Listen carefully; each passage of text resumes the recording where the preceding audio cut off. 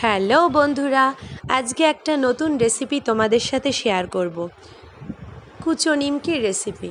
প্রথমে ময়দাকে ভালো করে ময়াম করে নেব, তারপরে সেটাকে আটার মতো লেচি কেটে নেব বড় বড় করে। তারপর রুটি বেলে নেব ভালো করে, সুন্দর করে রুটি করে তারপরে রুটিটা লম্বা লম্বা করে কেটে নেব।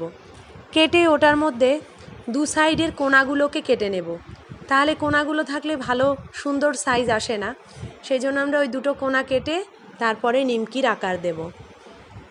এভাবে প্রত্যেকটা রুটিকে নিমকি কেটে নেব রুটি থেকে। তারপরে নিমকিগুলোকে তেল গরম করে তাতে ভাজবো ভালো করে, বেশ ভালো করে খানিকক্ষণ ধরে ভাজতে হবে, কারণ না ভাজলে সেটা মচমচে হবে না, কুড়মুড়ে মচমচে ক্রিস্পি হবে না। দেখো ভালো করে ভেজে নিতে হবে। ভাজার পরে হালকা যখন একটা রেডিশ ভাব চলে আসবে তখন নিমকিগুলোকে নামিয়ে ফেলতে হবে।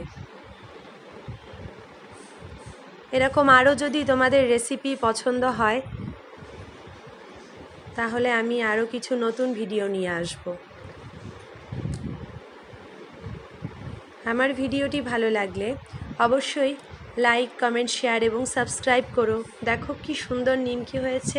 বাই।